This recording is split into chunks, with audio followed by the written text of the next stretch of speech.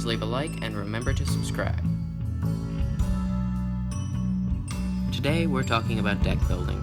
It's honestly not that well explained, but it is a crucial part to the game, so I'd like to clarify a few things. Alright, so in the background here, I've got one of the most useful tools you'll find. If you go onto the Paragon website, there's a deck builder option, and in here you can view your decks, their strengths, their weaknesses. You can create new decks using your current cards. You cannot craft new cards, but it does provide you with all the info about the cards you do own. And it's really just an incredible tool, so make sure you pay attention to this part and use it in your future, because it's incredible. Alright, so right now what I'm doing is I'm just adding cards to a new build I'm making up for this video. So I'm gonna take a Wind Carver blade, add 3 upgrades to it, typical. And now, over here on the left, you can see my power, my attack speed both going up as I upgrade the card and place it up in the top corner. And now if we move over here to this window, you can see my basic attack damage change based on the card and its speed and its damage per second, so that's super useful if you're trying to calculate things. You can also see how much damage your abilities do at certain levels, which is just super useful if you're trying to figure out what the most effective build is. And do not forget to hit the save button, because if you do not save, your build will vanish. Alright, so now let's get into the logistics of decks. All decks are organized around one central idea. At the end of the game, you can have a maximum of 60 CP, which is the amount of points you can spend on cards. So your 6 card slots cannot exceed a total of 60 CP, or you will never be able to finish your build. The other important thing to note about building a deck is that you cannot build a deck with cards from an affinity that does not relate to your hero.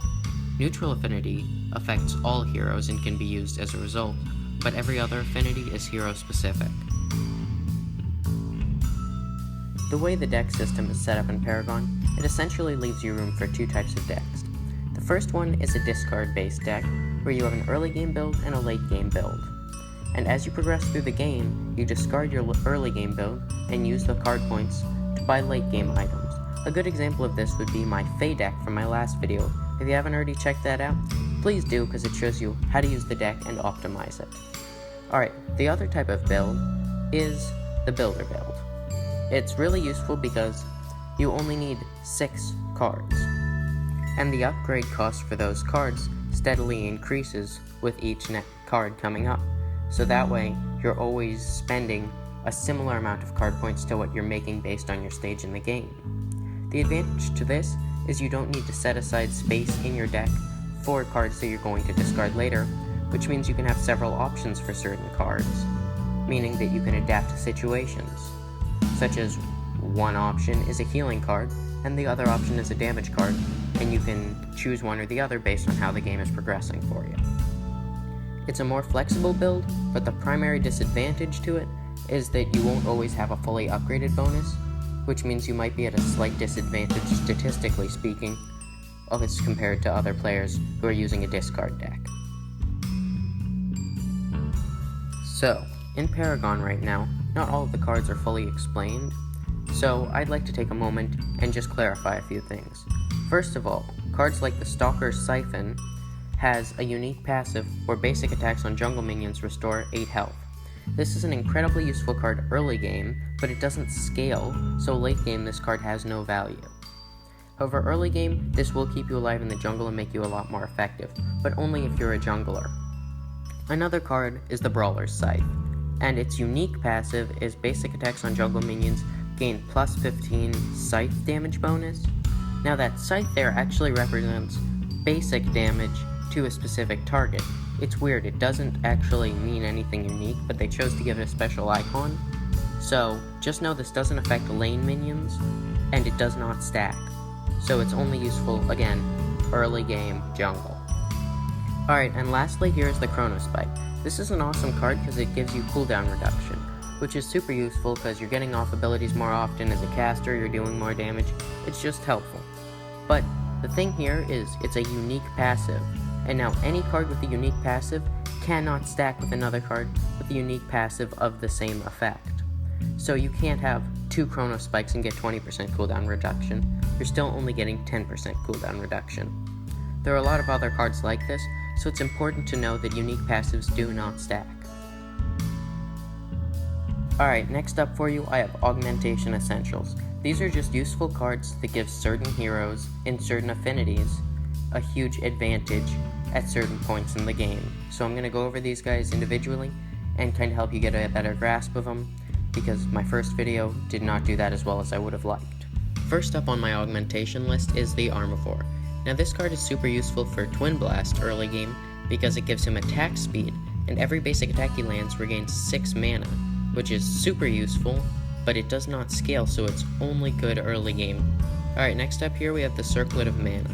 This card is awesome because it gives your entire team improved mana regen, which means your entire team is using abilities more often.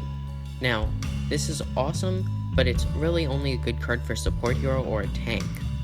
And it does not stack because it's a unique passive, and that includes other players, so if 2 players have this thing, you're still only getting a maximum of +6. Similar rules apply here with the Circlet of Health, except this card can really go on anyone's early game build.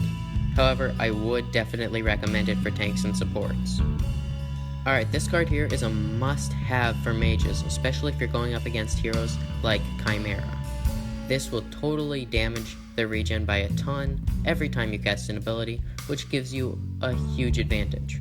Quenching Scales is sort of like an opposite to that, in that it provides a mana regen aura, but it also provides a team heal. Now this does not affect your entire team, it's got a relatively small radius, but that is a huge bump in health, so if you're playing as a support or something and you see an ally running for their life, you run up to them, you confront the enemy, and as they sprint past you, you activate this card, their health will skyrocket, they'll take less damage from basic attack, you can use it to pretty much save lives, as any type of hero, not just a support. And we've got Drink the Spirits. Now this is a corruption card, but it's super useful, and it does, relatively speaking, scale, so it doesn't have to be discarded at any point. You can keep this in your late game build and your early game build, doesn't really matter. The important part about it though, is that it's super useful for junglers, because those guys take a lot of damage with the new jungle minions, so this will help keep them alive. Also it stacks with Countess's passive. And now we have Crucial Snare. This is a super important card if you are getting ganked a lot, especially if you are a carry. Being ganked sucks, and it'll totally throw you behind in a game, so you activate this when you see an enemy leaping out at you, and every time they hit you, they slow by a ton. And on top of that, it gives you basic attack penetration, so you're doing more damage to them even if they have a high armor. Okay, so now we have the Stasis Gem, getting into more expensive cards. This card is awesome because if Chimera leaps out at you and you're super low health, you call for help and you activate this, and he has to wait 2.5 seconds to fight you. That's plenty of time, generally speaking, for a co-laner to engage the enemy.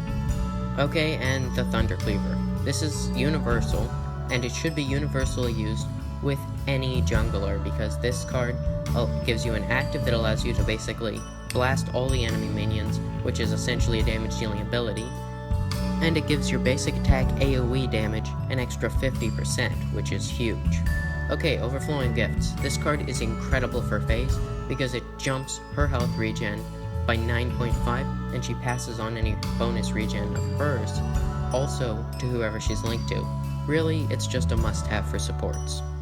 Okay, Blink Shot is kind of a risky card because you miss this, you're not using that card again for 4 minutes, which is ridiculous. But it is super useful, and rather than taking health like most other Blink Shots, what it does is it just requires a kill, so if you're sure you can use it, this card is awesome. And now a personal favorite, Shockwave. This card is great because it gives characters like Murdoch the ability to gank, as he has a fairly large radius, slow, and it doesn't need to be upgraded in order for the active to be used. Okay, and the Sartori Cloak, if you don't like tanks, this card shreds their armor for you and your teammates, so all of your basic attacks will jump a ton in damage if they have high armor.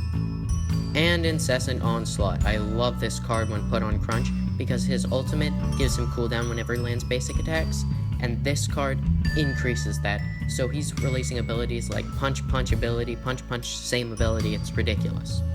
Alright, and the Font of Rapture.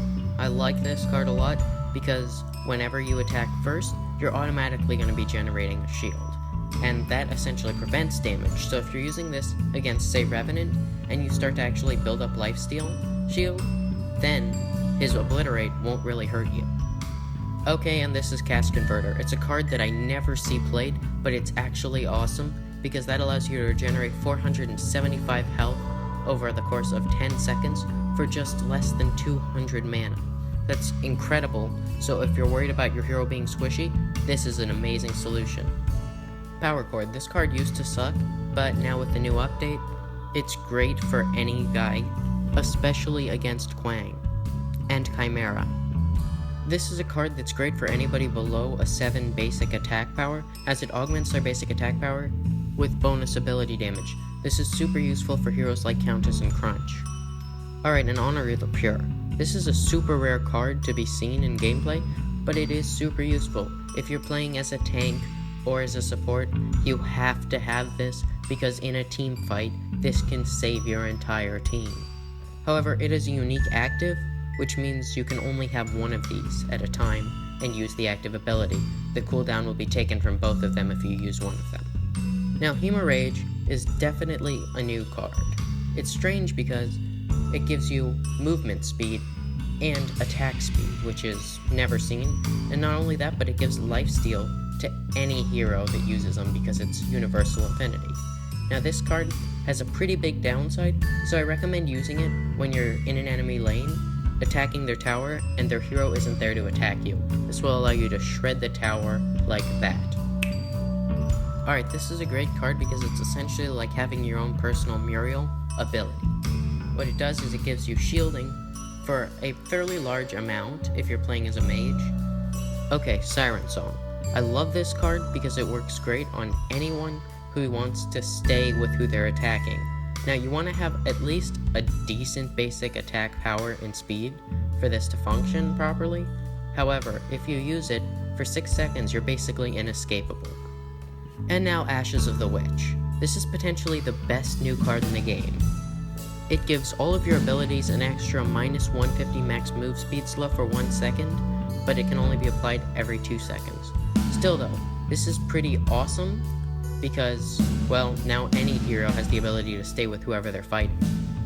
Okay, Nanoplasm. This is a must-have for anybody above a 7 ability power, as this is essentially lifesteal for abilities. However, it is unique passive, so it does not stack, so you should note that you only ever should have 1 in your deck.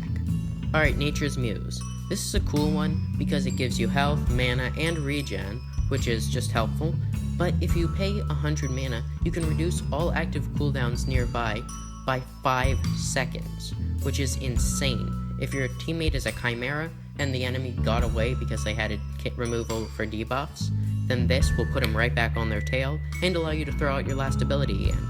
Okay, up next is this pretty fun card, Madspore Sash. What it does is it gives you health regen and basic armor, but it has a unique passive Radiate, which allows you to do up to nearly 25 ability damage per second just in an area around you, which essentially gives you the ability to have Greystones make way, but running all the time. Now, Radiant Mantle right here is the exact same thing, but with different upgrades, and it applies to order. However, it's the same unique passive Radiate, so they cannot stack with one another. Now we have Nano Drive. With Kalari's recent nerf to his Shadow Plane, losing the ability to give him bonus move speed, this card can kind of fill in that gap for him and give him a jump in move speed, though it really works for any intellect hero that doesn't have an escape as well. Now, Tempest Pearl is somewhat similar to Nano Drive, but like the complete opposite, in that it gives every nearby ally except for you plus 100 move speed, and it costs you 50 mana. However, it is fairly useful in a team fight. If one of the enemies starts to run away, you can help your team go get them. Good for support heroes. Okay, and now Hydroverser. I love this card when playing as a mage, because its primary value is that based on the amount of maximum mana you have, and casters have the most, you gain 7% of that as power. So that may seem like, it's kind of expensive for 7%, but that ends up being, when your mana is full, like at least 80 bonus power, which is a ton. It isn't consistent because as you cast abilities, your mana decreases, so the power decreases, but still, it's a really good card if you want to really kick up your mage's damage.